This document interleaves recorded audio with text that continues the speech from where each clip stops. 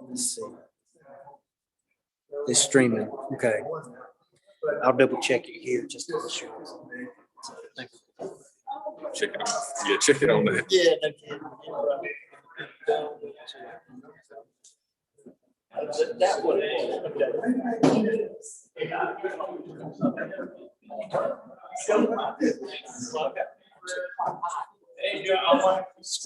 be able to see her. That's right.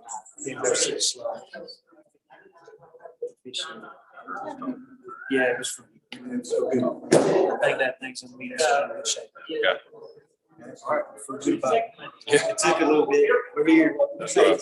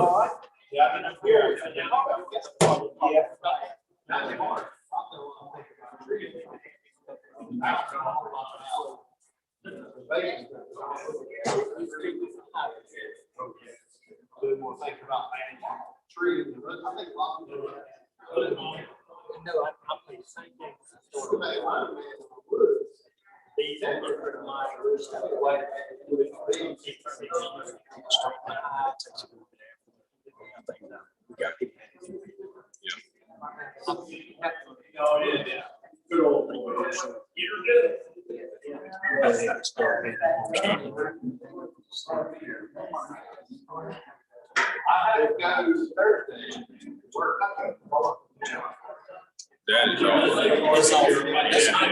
That's all right. I'm probably going to do this week. I had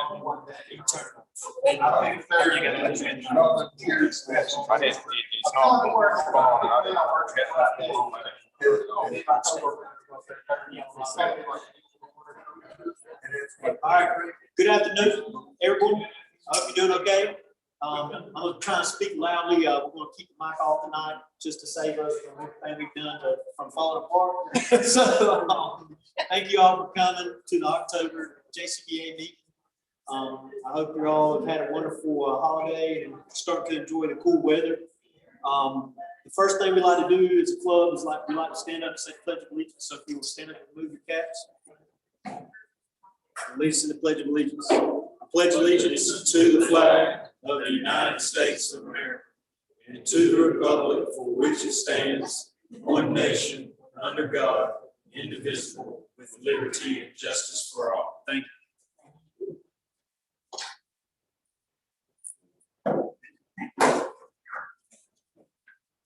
All right, guys. So, first thing, do we have anybody in the crowd who is a new beekeeper, first time here, just looking to learn more about bees? Is there anybody first time? It's not afraid to stand up, raise your hand. Anybody? First time here, but First time here. Okay, guys. Well, would you mind standing up and telling a little bit about yourself? I don't know. Put it on. Yeah. So, I'm Marcia. I'm a plant engineer. I've lived in the area for 9 years, and we're beekeepers and our beekeepers. And we're also master gardeners with Johnson County. And obviously, we love gardening and we're love bees. Yeah, and to talk to you about pollinator gardens. And we're going to share what we know. Yeah. Know a lot, so you can share with us as well. Thank you.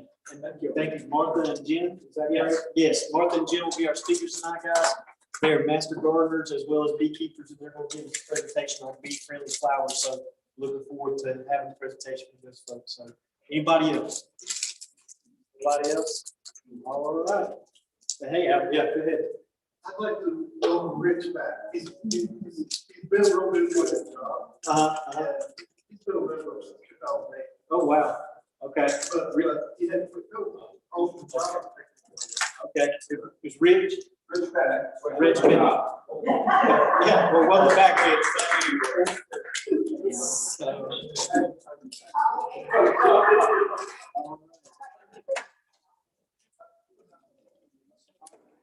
So, You know, most of you know, if you've been around this club for a little bit, October starts to become a little bit of a busy time for us.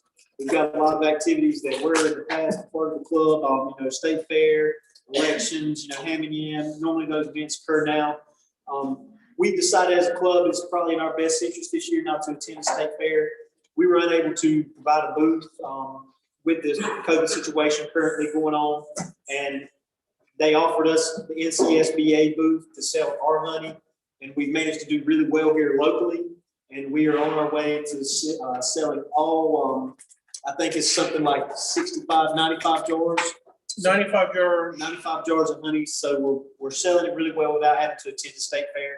Again, if you're interested in getting some for the club, you can get it here in front of the Ag Center. Contact anybody, you know, holding the position at the moment. John, me, Al, Jason, May, Jim, someone can get you some money if you're interested in getting They've only got 31 jars left here. Yep, so 31 jars is what we have remaining, guys. So if you'd like some of the club money, please reach out to somebody and we'll get you a jar. So, you know, without us going to the state fair, we're going to stay local. I know you've heard me mention it before, that it's a big deal for us to expand here in this area and to reach out to as many people as we can in the Johnston County location. So state fair, we will not be attending on the 23rd, this upcoming Saturday. So if you're planning on going out there on Saturday to see us, unfortunately, we will not be there. Next thing we want to talk about, guys, is you know, we got a lot coming up. December is a time where we like to enjoy the fruits of the year that we've been able to produce, and we're going to have a December dinner this year in place of our December meeting. So December 20th, 6:30. For anyone that is a paid member at the moment, we are providing a catered dinner. Thanks to Daniel here, we're working on getting some logistics laid out about getting some barbecue, chopped chicken, things of that nature. But the first thing we need is a sign up. So in the back, you'll see there's a sign up sheet with Jim. Jim, raise your hand. He has a sign up sheet for your name, email, and the number of guests you plan to bring. What we want to do is just go ahead and get a head count, you know, see how many people are interested. That way we can have enough plates prepared and ready for everyone to partake. So again, December meeting will be replaced by our dinner. We will have a silent auction. We will have, you know, I think we'll do like a beekeeper's corner, beekeeping basics, but we'll leave it up to fellowship and community and just everyone getting along and celebrate the holidays. So the 20th, yes, sir. That's a Monday. And so you heard me mention the raffle. So the raffle is sort of a, you know, an exciting, you know, fun activity we do here. And we don't want to use it as like a clean house type deal, but if you have any old beekeeping equipment you'd like to get rid of, that you would like to, you know, possibly donate to the club, we're asking for those donations now. We're, you know, whether it be extractors, anything bee related, we plan to do a silent auction here and have it auctioned off for proceeds going towards our bee club. So anything like that, please, you can email Karen Holiday.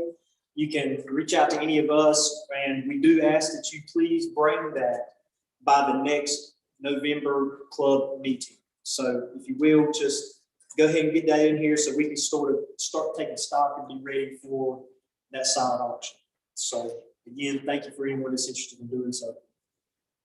Next, you know, guys, another push that the Bee Club does here is we're trying to do t-shirt, hats, and sales.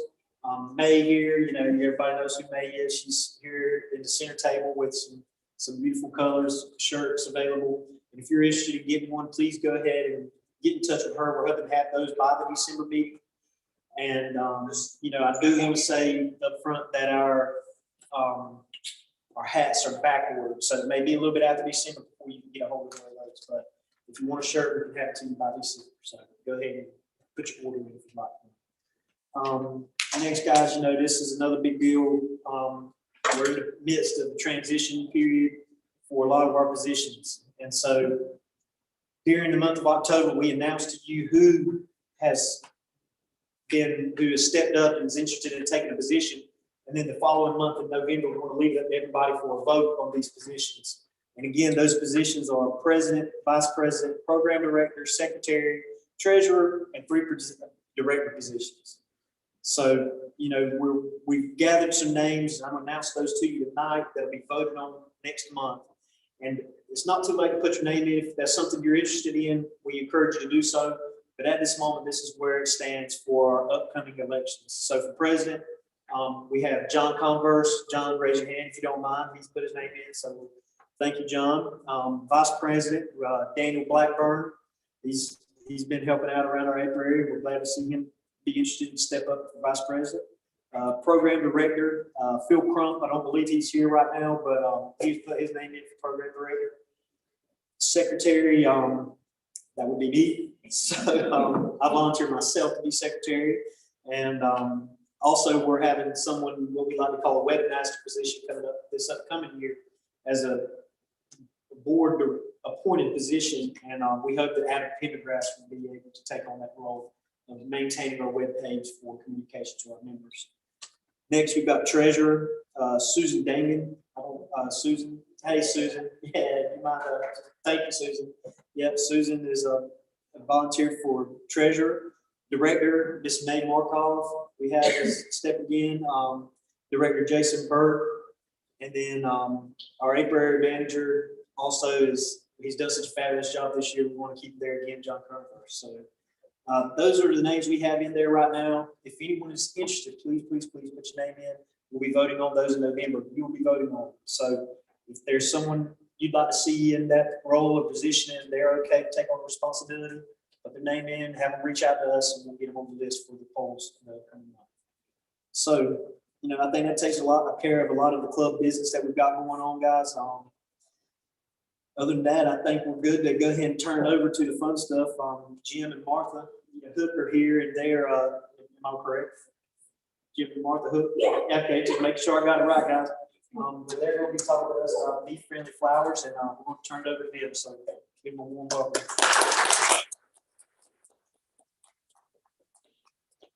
Thanks very much. Yeah. We appreciate you allowing us to be here.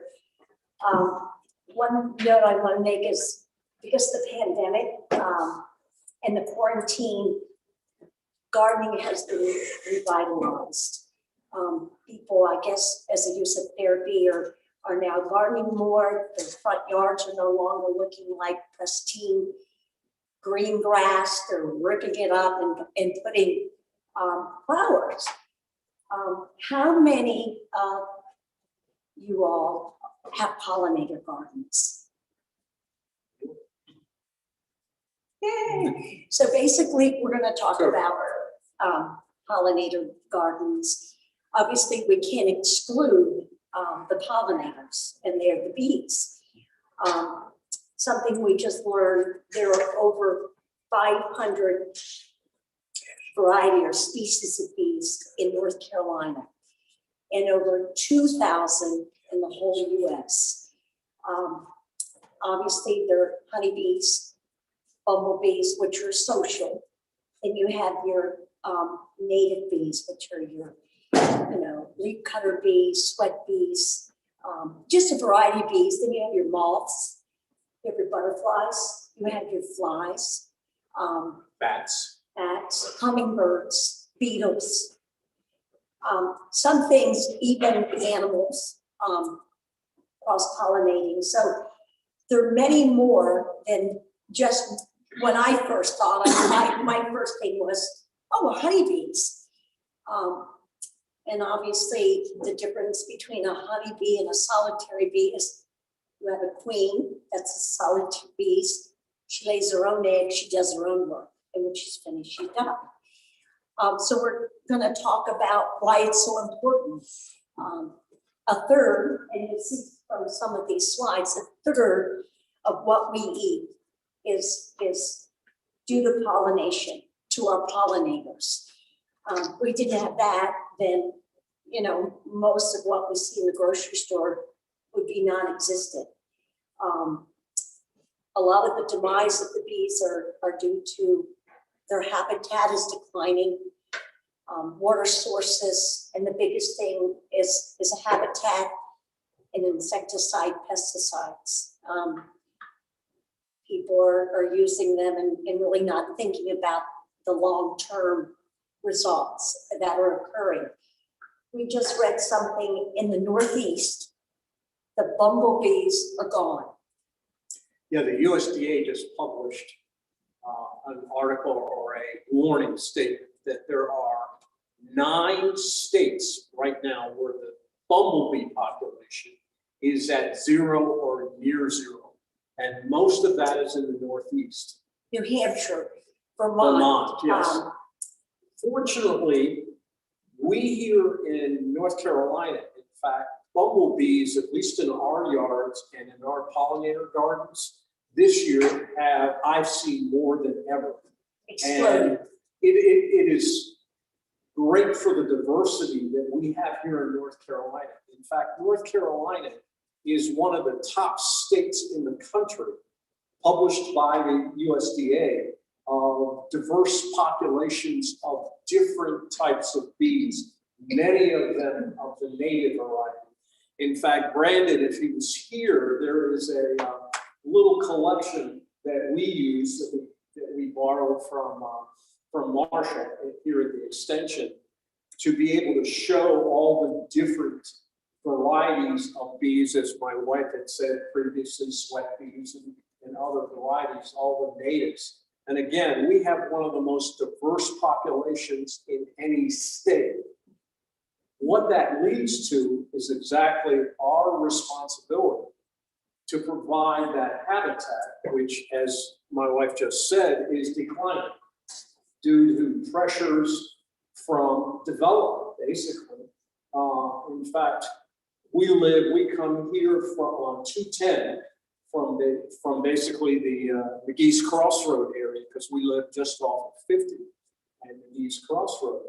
And how many of you notice how many housing developments are now in active development? The number of new houses in the last 10 months, it takes more than this and probably all of your fingers and toes to go ahead and understand and count what that is doing. There is no way that cannot affect the populations.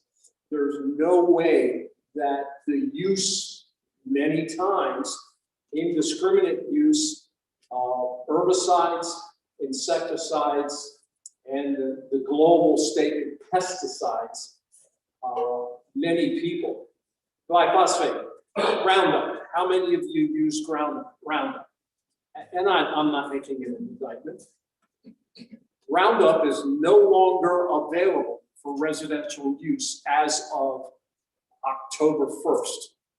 You see Roundup in any of the big box stores? And our favorite lawyers of America have helped in that regard. And so much so that Bayer has decided to suspend, again, sales for residential use. You have to be now a licensed landscape certified in order to be able to use that product. And there's another thing, IPM, we talk about integrated pest management. Whether that be a weed or whether that be insect species. Again, there are a lot of things physically you can do to be able to eliminate without using, or control, more importantly, without using heavy-duty insecticides and pesticides.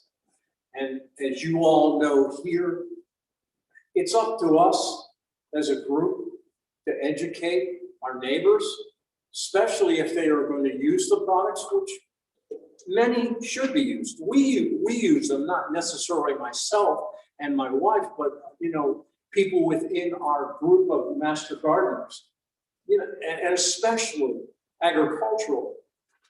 I mean, the damage that can be done to crops and so forth, enough. It's without being said, you need to be able to use them.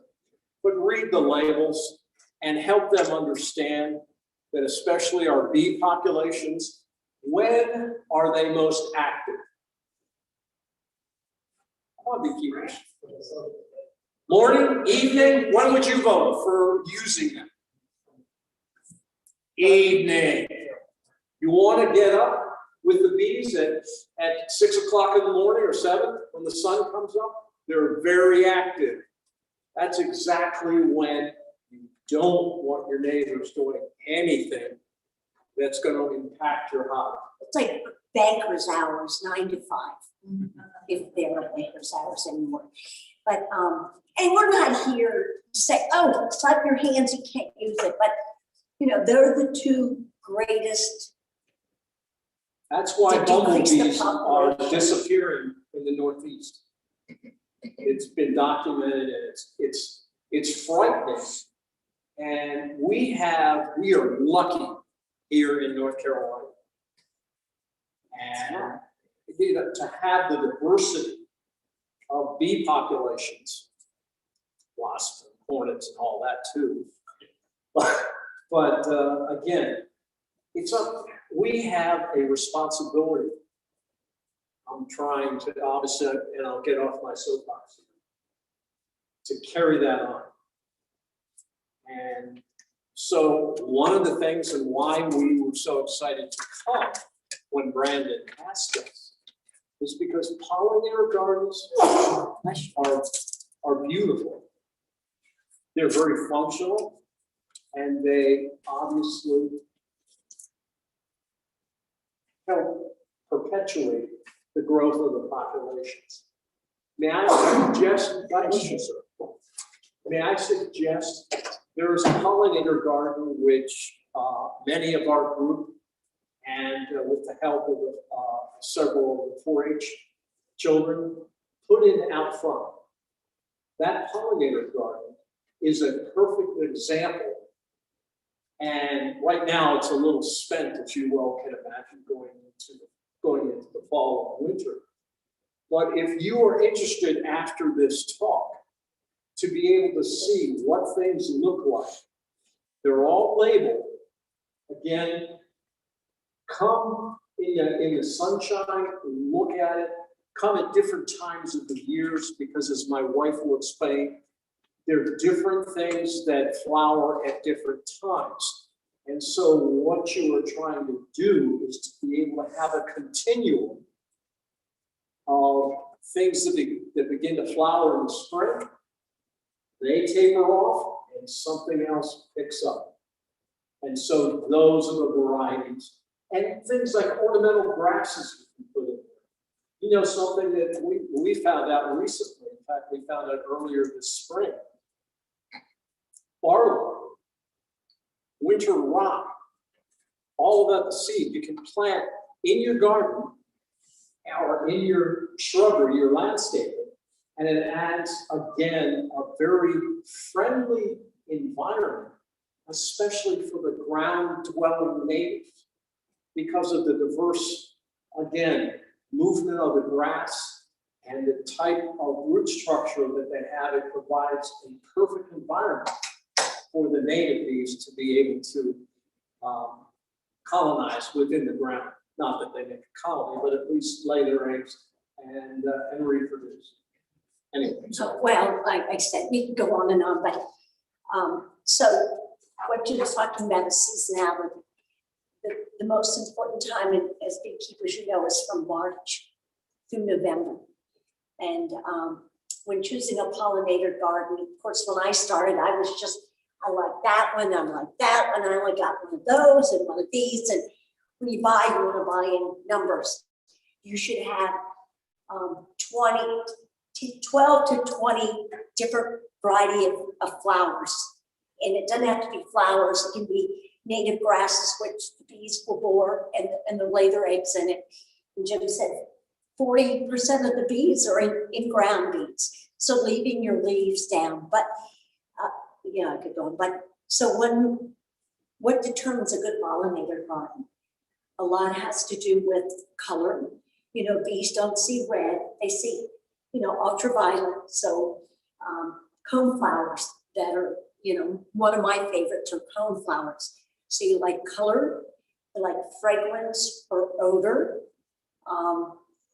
You like, again, different seasons, different flowers. What produces pollen and nectar, that's very important. I'm trying to think, again, we're talking about shrubs, talking about trees, we're talking about flowers.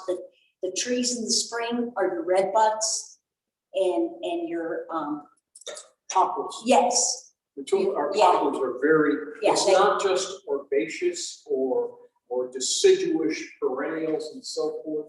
Again, it's a mixture of trees, red maple. Who's here from, anybody from the West? What's one of the favorite flavors from Western North Carolina? Sour, exactly. yeah, All right. How about who seeds their lawn with clover? Who thinks clover is a weed? There are a lot of people that think that clover is a weed. It's something to get rid of. yeah. What is one of the biggest honey flavors? Clover! So, So these are even small things that we can do in our own personal yards. In fact, you can have white clover, you can have red clover, and in fact, the red clover is probably beautiful. It's much higher than the white clover. It stands about this high. When it's Red. and with a bright red flavor to it. It's beautiful. Remember, it's a weed. Excuse me. again, shape, fragrant, odor. I've written some stuff here. Again, nectar, pollen, buckwheat. I throw buckwheat down because the honeybees love it. It's a good nitrogen source. I love buckwheat. Especially in a cover crop this time. Oh, yeah, yes. So we threw that out. We've also thrown pumpkins out in amongst our garden because different bees pollinate blueberries and pumpkins and squash. One thing we also, so we've got my favorite or a blanket flower, hyssop, and hyssop, coneflower mountain mist. That mountain mist is usually really kind of transitions from spring to the fall, gets nice pollen beads or whatever, and it smells very aromatic for me. The biggest thing that I've seen, and I've still seen every 3 months, I extend my pollinator garden, and it's going to be the point that hopefully it won't have a front yard. I don't know if I'll get anything from the homeowners from it, but I I'm might. the yard boy, so. Yeah, well, no, I'm the yard, what are you kidding? I took the grass. Right. So, but I've been experimenting. I threw a lot of wildflower seed. Lupin is beautiful, but it doesn't do well here. It needs, I'm trying to amend my soil for it likes an alkaline type of soil. So I'm trying to work on that. It's very beautiful. I have a great reference book that you might, it's from anybody familiar with the Xerces Society? It's invertebrates, it's based on the West. This is a great resource. I found flowers in here I'd never even heard of before. Other resources we've left as handouts, or Brandon has helped us in that. In the back table, there's also another new book which has just been published in March of this year by 2 assistant professors down at NC State. Oh, yeah. It's all specifically, in fact, I listened to them, or we both listened to them last Thursday night as they were having a book signing, talking about it's a beautiful, easy to read compendium on that type. And if you're interested in the information about the book, I think it's available through that UNC, that other university, their press is there. See, not, but anywho, and some of the flowers, or some of the perennials, as well as annuals, which we have made and have planted out front in the garden. There's a list on the back table as well. I hope that you will take a copy and Put it under your pillow. Sort, but, you know, I think, again, you'll find things that work for you. I put, again, wildflower, and I have salvia, and I have never seen so many bumblebees and leaf cutter bees and candor bees. I'm starting to be able to identify some of these bees, and believe me, it's not easy, because they all look the same when you're like, but, and of course, they're not aggressive, so they let you get in the middle, but that is blue, it's vibrant, and the entire summer, it has just been, again, I really reiterate, we've never seen so many bees in our lives. And again, you know, when I started this, I thought honeybees, that's all they did, but I'm now realizing that native bees are probably better pollinators, probably 40 times better pollinators than honeybees. Again, the only difference is they live in the community, you know, honeybees, they That being produce said, honey. there is, and you probably have read in some of the papers and CNN and whatever, there is a controversy about honeybees and native bees. Are any of you aware of that controversy? Can you tell me a little bit about it? Yeah, they're saying that the European honeybee is being competition with the native bees and Yeah. are forcing them out Yeah. of their natural habitat. Yeah. Of course, taking up the food supply. In fact, in Colorado, the Department of Agriculture in Colorado wanted in several national parks to specifically place significant honeybee populations in to assist in the wildflower pollination and there you go, the health and the increase of the populations. And again, Colorado is a very active state. I lived there for not many years. I went to graduate school out there. But so many people came out of the woodwork expressing that exact feeling that you cannot just put honeybees, broad breadth, across natural mountain meadows. It's not fair, or however you want to look at it, to be able to induce a competitor to what needs to be a balance. So again, for all of us, the only reason I'm saying that is just be cognizant of it, because it is a balance that you do. And I know we love honeybees, but at the same point in time, we cover our yard with, does anybody have bee hotels? There's a big bee hotel, which is built right behind us. In fact, if you come out and look at the front garden, pollinator garden, it's just meander back. Not now, obviously. Yeah, in the middle of the night. It's a full moon, you might be able to see. But think about those types of activities in your own personal yards. Think also about leaving ditters down in the yard, fallen trees, decaying wood, all of that facilitates snakes. No, I'm just kidding. And I'm a herpetologist by training myself. But neither here or there, it facilitates, again, natural, quote, native populations to reproduce. And again, all of this is well documented on the web. NC State has a plethora of beautiful articles and very knowledgeable people in the field, much more than obviously Martha and myself. Oh, sorry. And we look forward to being, let's say, somewhat apostles for you all to try as we want to join with your organization and get to know you all a little better and turn you into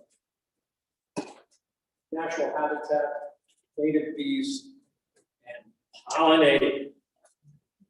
Pollinating is good, right? Yeah. Where you have children. But let me just finish. So again, we have a handout. Again, the biggest thing that I've seen, again, it's seasonality.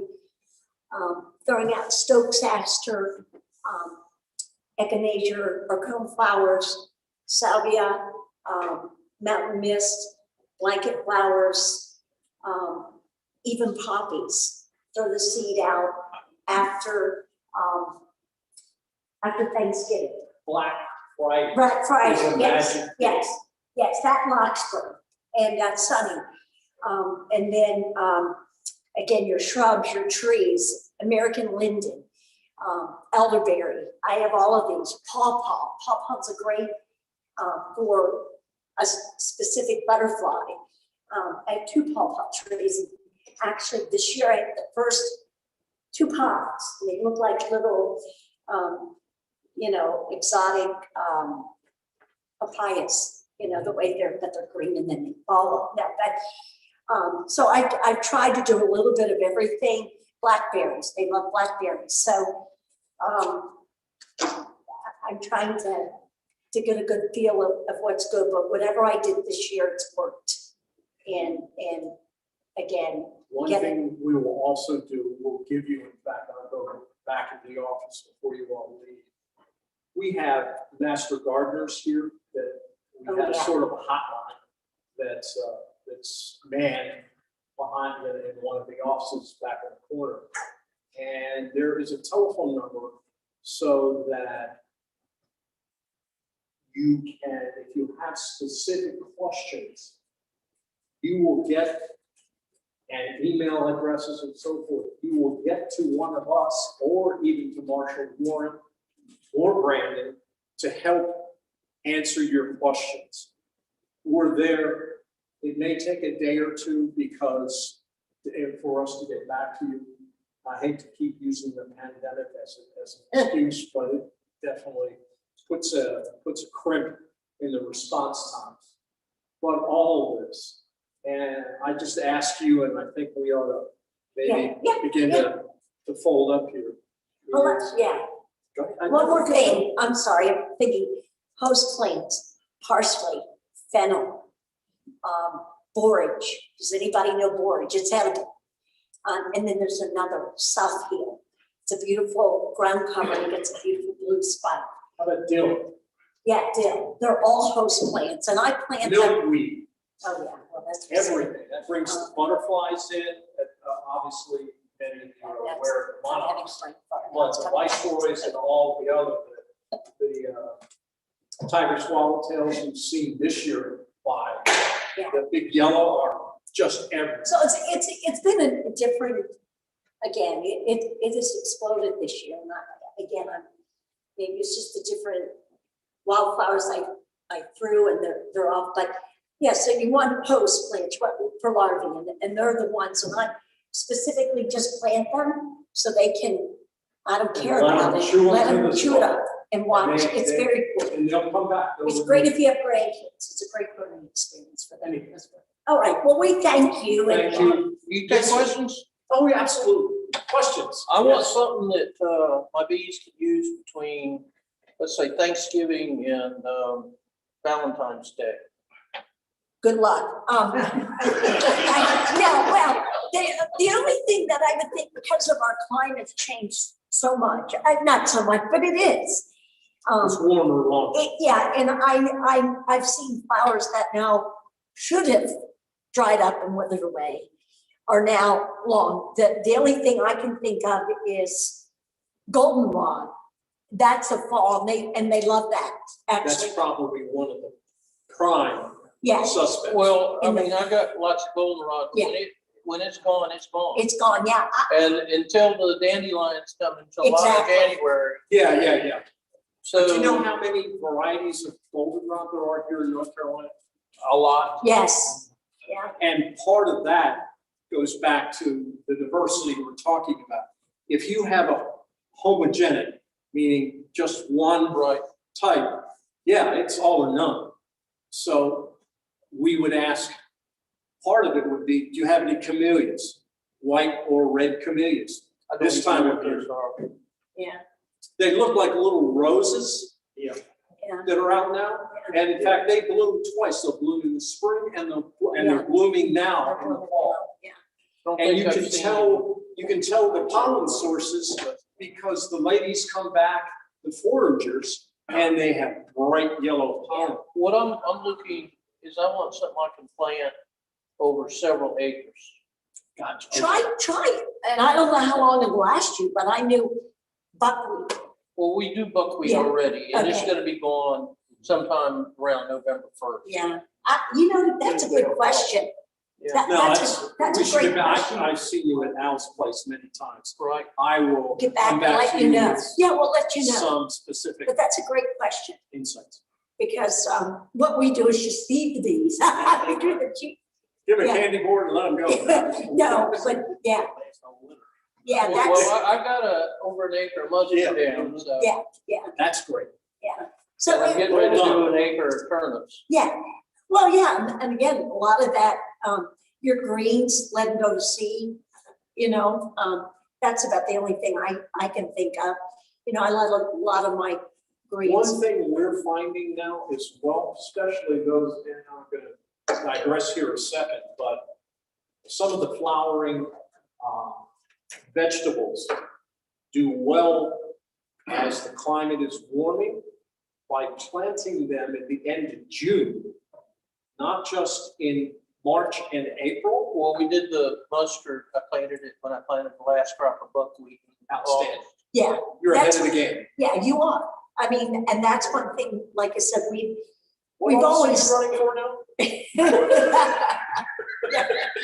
But yeah, again, it's just staggering your crops, I think, you think tomatoes are spent by July because I planted them in March or April, or whatever, I'm early with. So now I planted some tomatoes and they're, Our green peppers, we've got hundreds of them, literally, right now.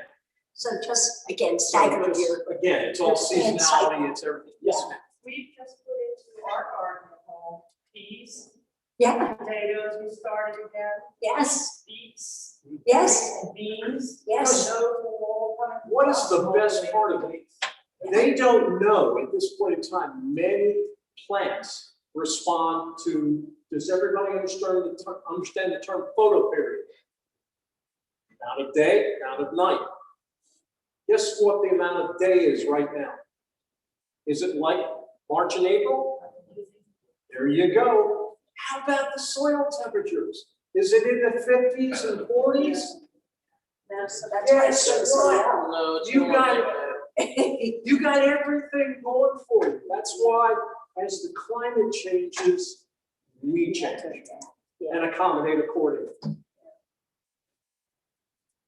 Any other questions? On bumblebees, I know, all I studied was honeybees, so when it comes to the bumblebees, okay. I've seen carpenter bees. Yeah.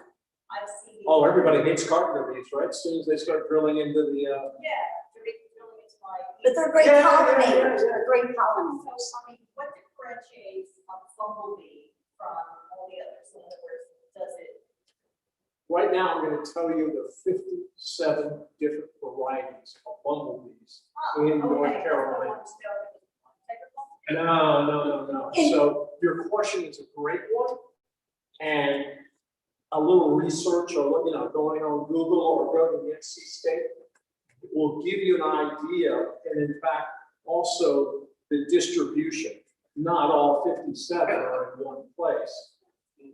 They're down. Carpenter bee or one of those other big black bees, they're not bumblebees. Bumblebees are more social. They kind of live together or near each other as opposed to solitary bees. One woman does all the work, One lays the thing- eggs, feeds them, Is and there that's one it. thing that'll define what a bee is, a certain anatomic feature? Bumblebee, Not any bee. Oh. Versus a wasp versus there a is honey. one thing. Pubescence. Do you understand? Does everybody understand? Fur, fuzz. Bees have that. All the other folks don't. So anything that's fur, other than a caterpillar, is probably, and has six legs, is probably a bee variety. But I know what you're asking, and it's hard, but again, honeybees and bumblebees are more social. A bumblebee kind of lives together with others. They don't produce honey. And they're usually not aggressive. None of them are really aggressive. And then Unless you disturb the nest. Correct. right, yeah. Exactly. And I'm sure many of us over the years have done just that.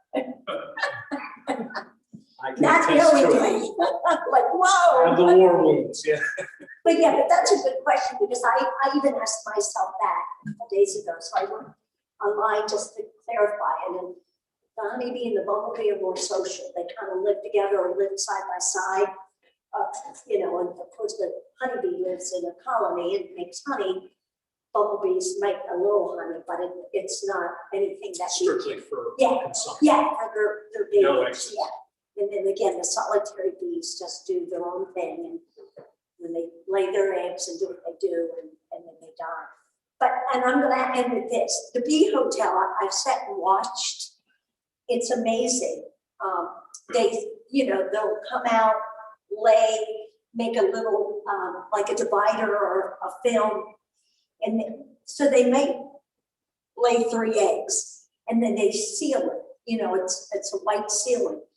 Well, the other day I went out and there's, on the bee hotel, there's pine chats or pine, whatever, I call them Pine chats. straw. Pine We call straw. them Shafts from our And yeah, neck and of the woods. somebody had made the nest and used them as a way of sealing off. And that's why ornamental grasses are important. It's just Because ornamental incredible what they grasses do, are hollow, you know? especially It's just down in the amazing. base, and they will lay their eggs. Yeah. And seal it off usually with a muddy mixture. Yeah. And then you'll see in the springtime, they'll emerge and see a little orifice open up, a little hole open up.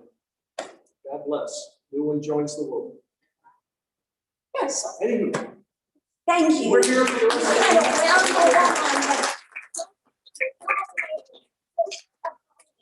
You know what does well in this time now is your coneflowers. This is a good time for them. And get your, like I said, get your little handout. Yeah, please. It tells all about trees and what's native and what's Here's exotic. your- Before you run off, guys, this is a $25 gift card for the JCBA. Thank you so much. Absolutely not. Y'all, we give this to all our speakers.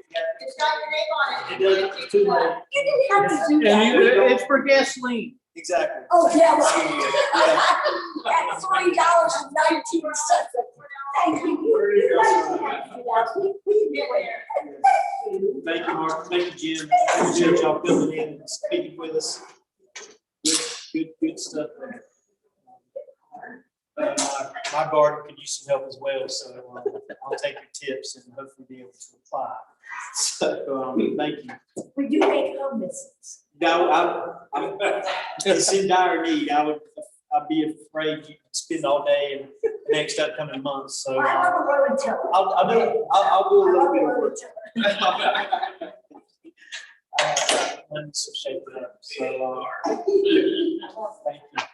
Yeah, all right, guys, well, next thing we got is, John's gonna come up here and give us his, beekeeper's corner and kind of update you on some basic things you can be doing at this time of year.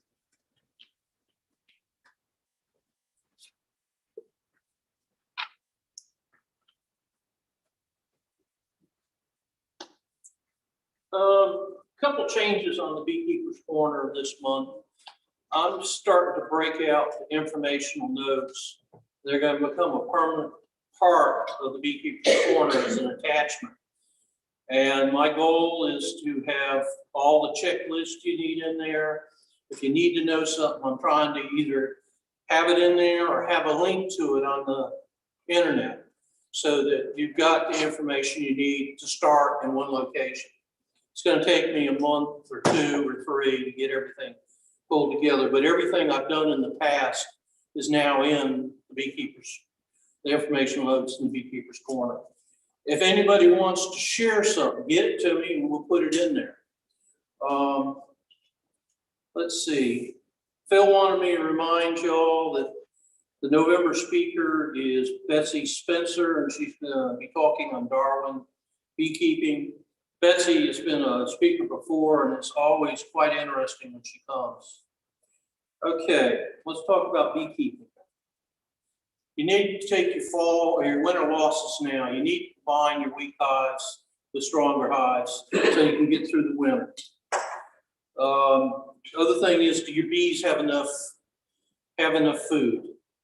30, 40 pounds is what you need. You need to check them. You need to feed. You don't need to delay feeding because the bees need to dry that feed and cap it. So you need to go ahead and feed 2 to 1. Do not do any 1 to 1 now. You're not going to be able to get them to draw any comb at this point, probably. Let's see. Goldenrod and aster are still blooming, probably going to bloom into 1st of November. We're going to have some very high temperature range variations from the low 40s to into the 80s over the next 4 weeks. So be prepared for that. Try to get your empty supers off by November, early November. The beekeepers informational notes has information in there on preserving your comb. That comb's worth a lot of money to you. It takes a lot of honey to make comb. You need to preserve it. Either put it in the freezer, spray B402 on it, or what's the paramoth, or treat it with paramoth. Last resort. Last resort. That stuff's nasty. When you're doing your hive inspections, bees still should be bringing in pollen. They're trying to get ready for the winter, so they're trying to build out their pollen. If they're not bringing in pollen, I suspect you may not have a laying queen. You need to figure out why. They're probably just out getting honey. How many frames of brood do you have? 4 to 6 would be normal. End of the month, you need to get your reducers on, any mouse guards on, that type of stuff.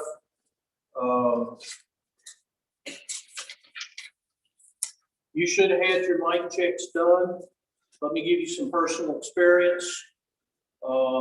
Did mite checks early September, the 1st, 4th, and 5th. A lot of my hives look good. 1, 2, 0, 3 mites. By the end of September, those same hives had 17, 18, 20 on them. So I had to go back and treat those hives. So don't think because you look good at the beginning of the month, you're going to look good at the end of the month. The mite bomb was a little bit late in my hives this year. So be aware of what you got. If you got hives where the queen is failing, I don't know anybody's got queens right now. Do you, Ron? I don't. Al? Jason? Huh? Okay. Okay, if you're harvesting honey, put your wet supers back on at the end of the day to discourage robbing.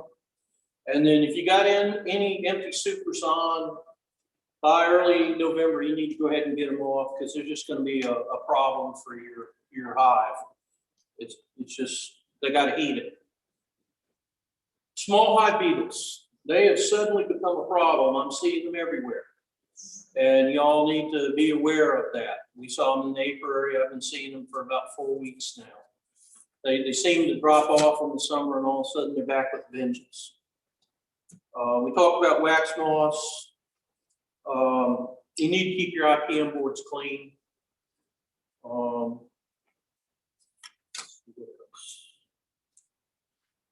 If you got to extract some honey, you don't have an extractor. The Ag Center here has, I think, 3 extractors, 2 uncapping rollers, uncapping knives. So that's available to you. If you're building any equipment, there's a frame assembly jig available to you. Also, they can test your honey for moisture content. They have a refractometer here. And last but least, as we get into the winter and the brood goes down, if you want to treat your hives with oxalic acid, they have a vaporizer, respirator, battery, everything you need here except for the oxalic acid. You're gonna have to buy that from Al or Bailey's Bee Supply or order it. So, anyway. Anybody wanting to plant something with a no-till drill, soil and water conservation here has one they rent for a minimum of $50. It's $10 an acre, minimum 50. It's a 7-foot Great Plains no-till drill. Just point that out if anybody's got large plots of land. Apiary inspections this past weekend, went through most of the hives. We had in the feed 3. One of the hives we tested for mites, had 20 mites in it, even though we treated with Apivar. So we're back treating that hive and trying to get those numbers down. Any questions, comments?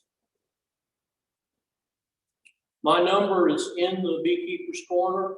If you have a problem, text me. I'll try to help.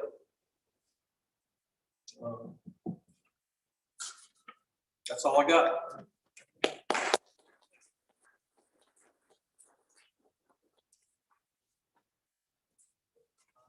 Thank you, John. Appreciate it. You guys, you know, that's another opportunity for the club is our apiary inspections. If you need that hands-on experience or just want to come out, be with some club members. Our apiary is out back here at the Ag Center. We have maybe 12 hives now, and we do it generally. Go ahead, Adam. Go ahead. Okay, November is going to be on the, pardon me, get my calendar up, 13th. And December, the inspection is going to be on the 11th. I just don't want to push Thanksgiving or Christmas. Also, in November, the State Beekeepers Association is on the 20th, I believe. So that's normally when we have our inspection. So just give you those dates. Thank you, John. Again, guys, that's the 13th of November, and then the 11th yes, that's of December. So put those on your calendars if you want to join. That'll give you some heads up of what you need to be doing in your hives. So next, again, just want to reiterate a few things. We do have the December meeting as our dinner that month. So please sign up before you leave. Make sure you put your name down, your email, how many people you intend to bring. Very important. We got to get a number here within the next, by the next meeting. So please, please, please, if you intend to be there, put your name down so we can get a plate camera ready to go. Does anybody else have anything right now that they would like to speak about? Does anybody have any announcements, anything, concerns? State fairs on. That's right. So, and again, guys, we're always open to suggestions, and with the new year coming up, if you have any suggestions, things you'd like to see or do next year, please reach out to one of us. Hopefully next month we'll leave you, along with your polls, we'll leave you a suggestion sheet that you can fill out and maybe leave some ideas that you would like to see coming up in the future. So without that, I think we can move into our raffle. So our door prizes. Thank anybody